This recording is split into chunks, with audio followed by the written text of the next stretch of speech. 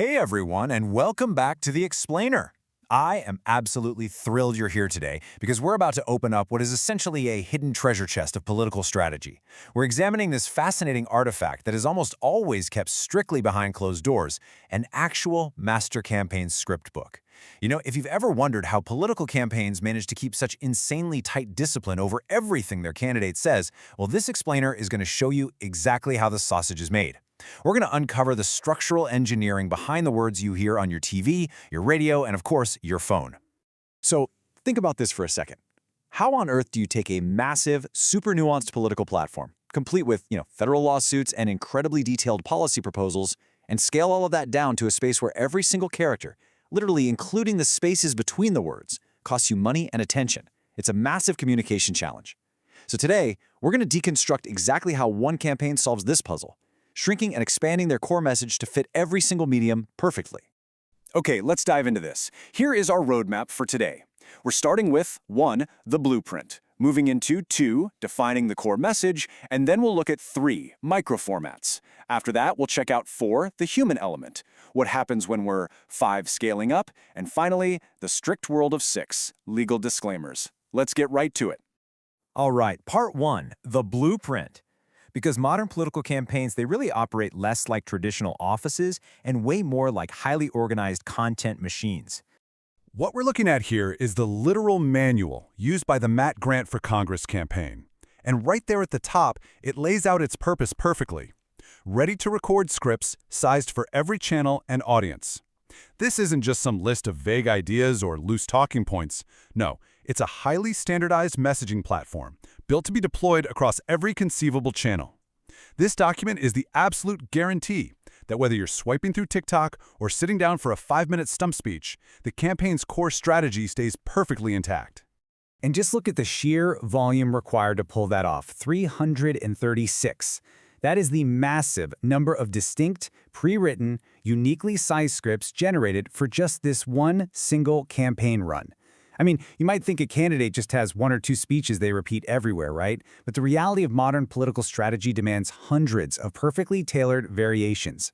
So how do they actually get to 336? Well, it's basically a strict mathematical formula. The campaign identified 4 core issues, things like family court corruption and term limits.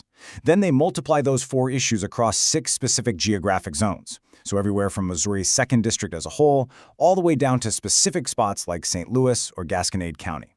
And finally, they multiply that by 14 distinct size tiers, ranging from a super quick 15-second video spot or an SMS text, all the way up to a 5-minute speech.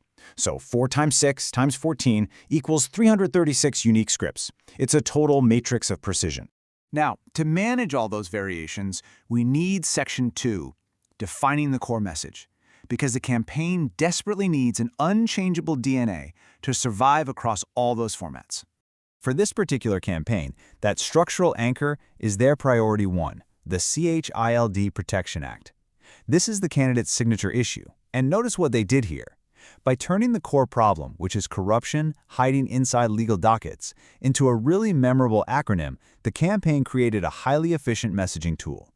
Whether the candidate has 15 seconds or 5 full minutes, they can drop this acronym to instantly signal both the problem and the proposed legislative solution, which is tying federal grant money to court accountability.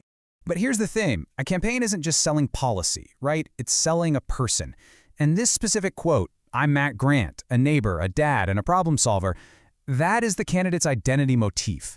Reading through the script book, it's honestly wild to see how this exact phrase gets injected relentlessly across almost every single medium. It builds this unshakable brand consistency. The whole goal is that if a voter hears this phrase enough times, they just subconsciously adopt it as the candidate's fundamental identity. But what exactly happens when you try to squeeze all that DNA into the tightest character limits? Welcome to Section 3, microformats. Let's compare 2 of the smallest size tiers they have. On the left, a 15-second video spot gives you about 31 words. The campaign uses those words to state the problem, family courts, failing kids, and the solution, Matt Grant cleaning up corruption. Simple enough. But look at the SMS text message on the right. With a strict 160-character limit, almost everything is stripped away. Think about the last time your phone buzzed with one of these texts. The SMS brutally trims the entire narrative down to just a 24-word command. Clean up the family courts, vote Matt Grant for Congress OG 4. When they have to scale down that small, absolutely everything is sacrificed except the immediate action item and the date of the election.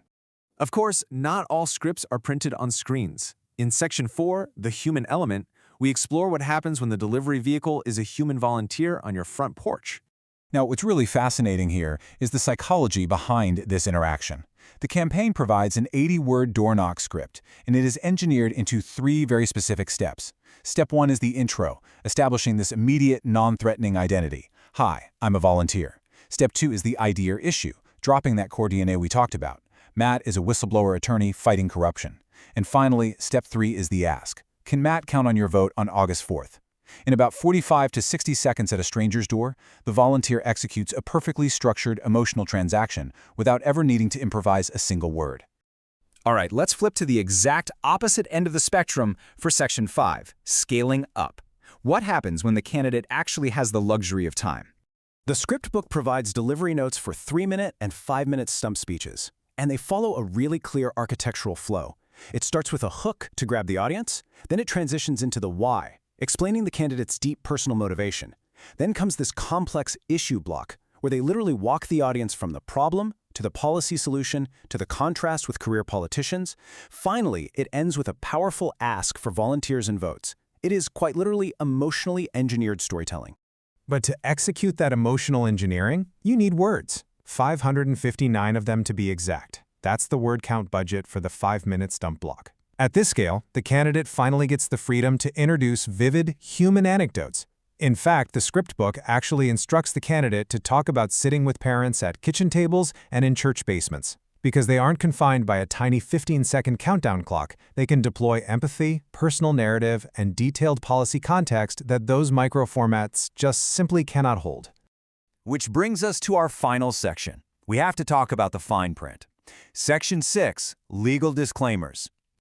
Here is a huge reality check for any political message. You can have the best script in the world, but if a campaign buys a 15-second video spot on television, they don't actually get 15 seconds to persuade you.